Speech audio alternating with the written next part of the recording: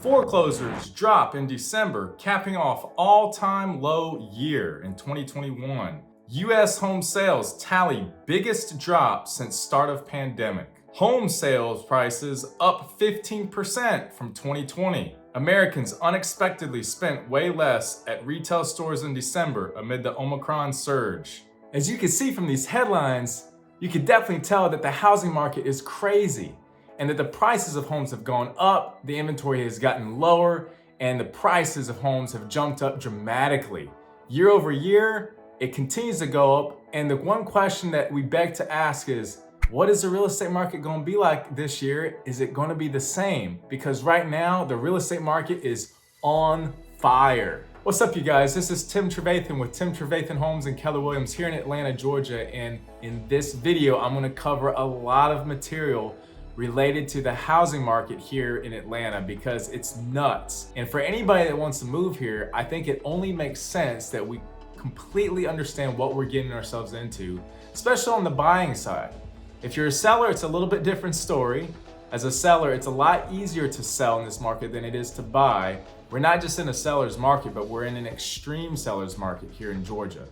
And so I'm going to go over some of the buyer tips and as well as understanding why the market is as hot as it is. First, we can take a look here at an example of a house that sold in Duluth, Georgia in Gwinnett County for $680,000 when it was listed for $609,900. That's a $70,000 over the asking price offer that was accepted, and that they had to offer that in order for it to get accepted. That's crazy. But if you thought that was crazy, why don't we take a look at this house that was sold in Marietta in Cobb County for over $200,000.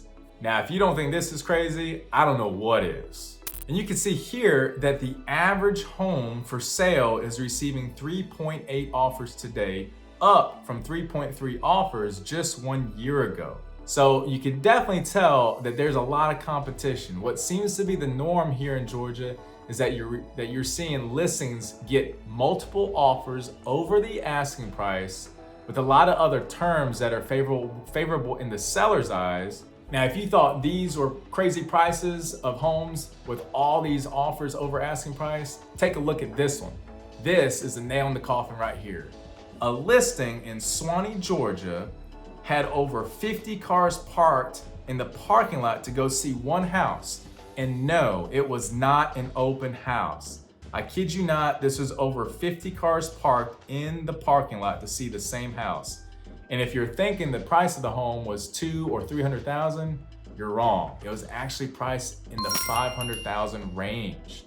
So even in that price range, you're seeing this crazy bidding frenzy with all these people going to see it. So you can see here in Georgia that what seems to be the norm is that there are a lot of houses that are receiving multiple offers over the asking price with favorable terms. Now, why is this? Now, the most logical question we would want to ask at this point is, why is this? Why is the market like this in Georgia? Well, we could take a look here at one example of one of the reasons why, and that is the inventory is really low. And not only is it low, it's the lowest in history. If you look at just this past January in 2022, we have seen here the lowest number of listings. That means homes that are available for sale on the market compared to any other January in the last 5 years. Why is this alarming? So seeing that the winter months are typically lower, this is dangerously low because that means that there are so few homes for sale and there are more buyers on top of that.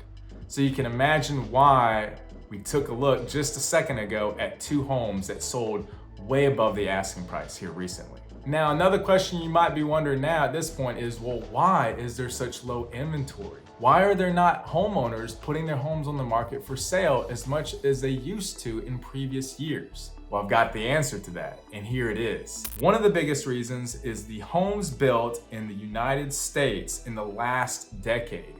The last decade meaning 2010 to 2019. In this chart, you can see that 5.8 million homes were built in the last 10 years in the entire country. And if you compare that to the last 7 decades, the last 5 decades saw 4 to 5 times more new homes built in America.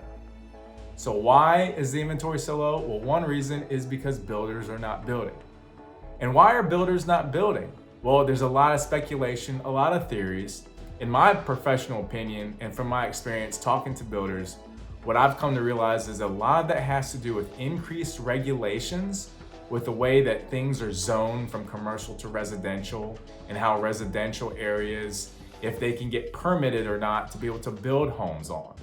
Another reason is that there's less land. You know, going back to when I first took my pre-license course to become a licensed realtor, one of the characteristics we were taught about real property is the scarcity of land, the scarcity of property. And we know that in our country, as big as it is, we are starting to see limited amounts of land in certain places, especially here in Atlanta, although there are a lot of new construction builds being built here in Georgia. It just goes to show that there just isn't much there to be built on. Another reason why is because of the shortage of materials and the shortage of labor, and especially exacerbated through the supply chain disruptions that COVID has caused. You know, in the last 2 years, it's only gotten worse with the supply chain disruption, where now new construction homes typically would take about 5 to 6 months to be completed, are now taking upwards of around 8, 9, 10, 11 months, even 1 year. For example, case in point, I myself and my wife, we both bought a new construction home last year, and we were under contract for 11 months. Again, in this chart, another interesting thing to note is that back in the 1930s, when things were just improving from the Great Depression and really taking a long time, even all the way into the 1940s, that even then, the amount of new construction homes that were built almost equaled that in the last decade when we saw prosperity in the economy. Now, the good news, if you compare by region here in the South versus the Northeast, Midwest, and West, that we saw the most new construction homes built in the last 12 months. Here you can see that it was highlighted for 645 million homes that were built. One unit meaning that they were not multi-family investment properties, but simply single family homes or townhomes or condos. Now, another reason why we're seeing this crazy market with such low supply and high demand is that the interest rates have gotten so low that it caused homeowners to refinance.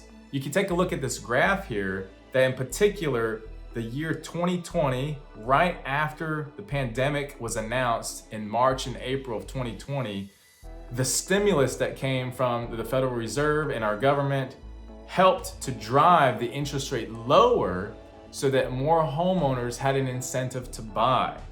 But what ended up happening is a lot of homeowners that didn't sell, they decided to refinance their loan so that their mortgage balance could be a lot less. Some people saving as much as $300, $400, $500, even $600 a month.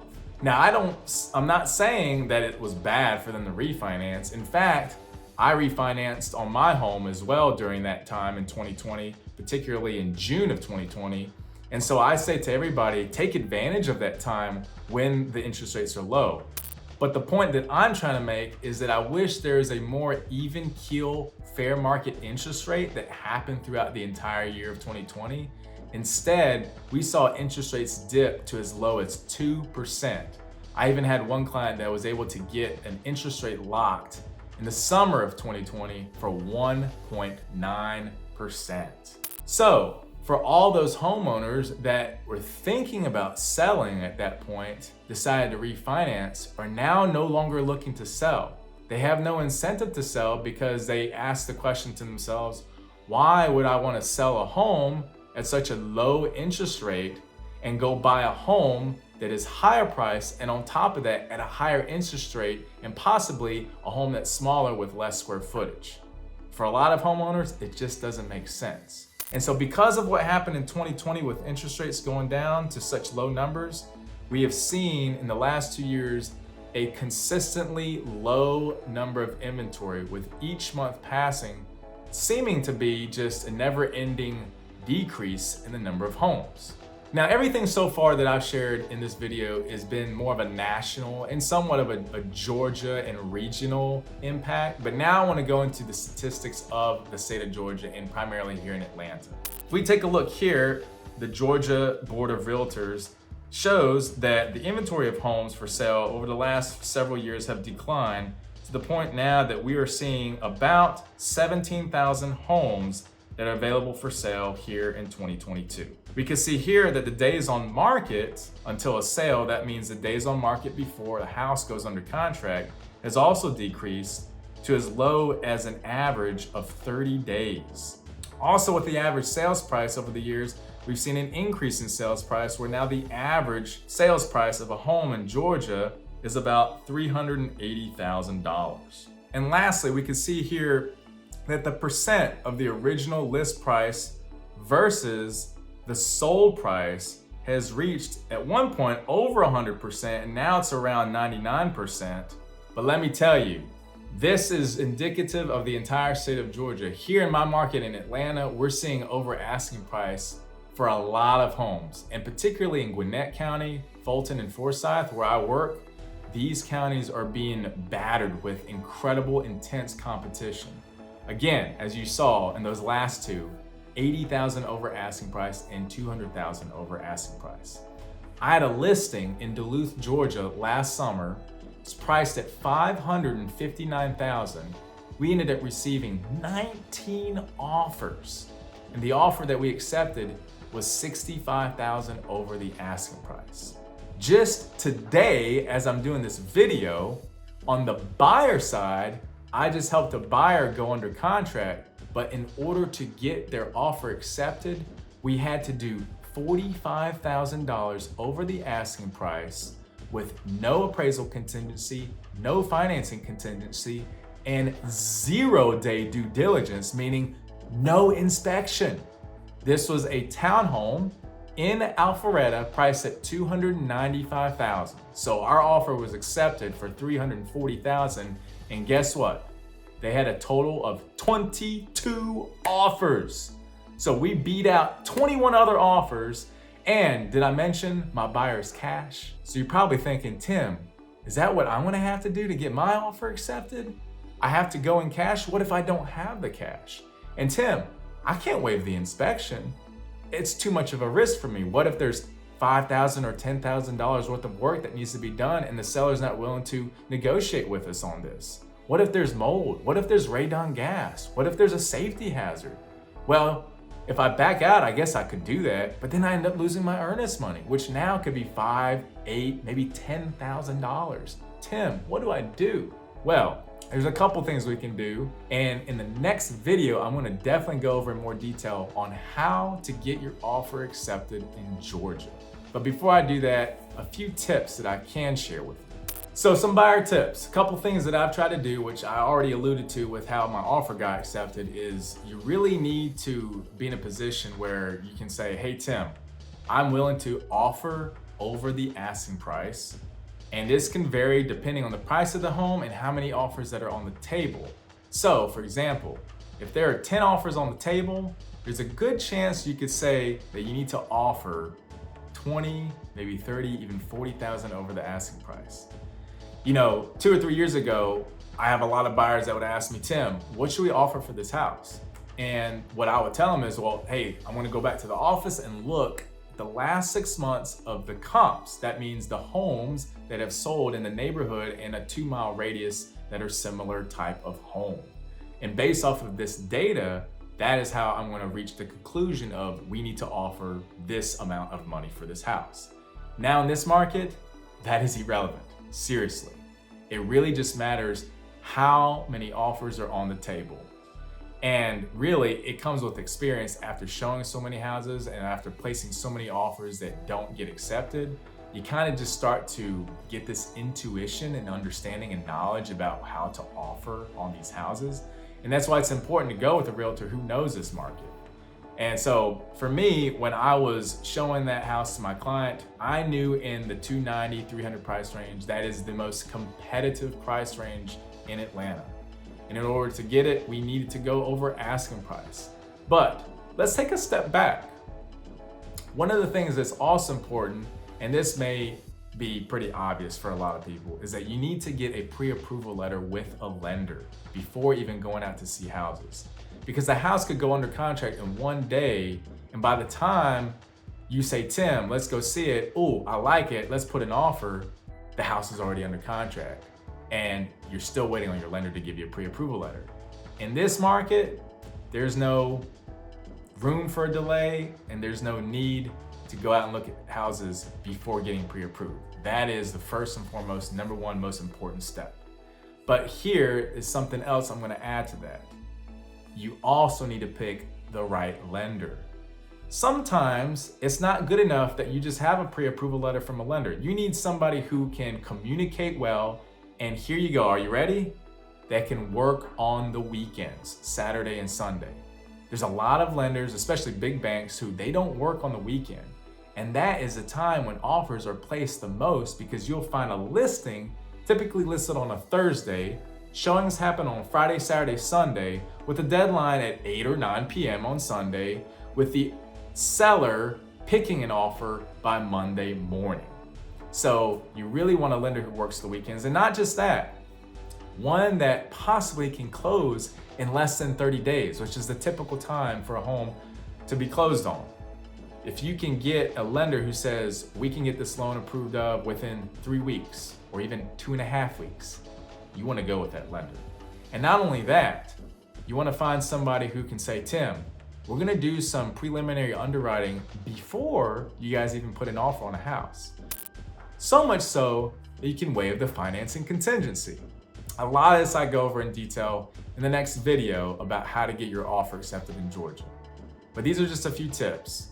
Right lender who communicates well, an offer that's probably going to have an offer price that's over the asking price. But there's a lot of other tips and tricks. So make sure to subscribe to my channel and take a look at my next video on how to get your offer accepted in Georgia. See you then.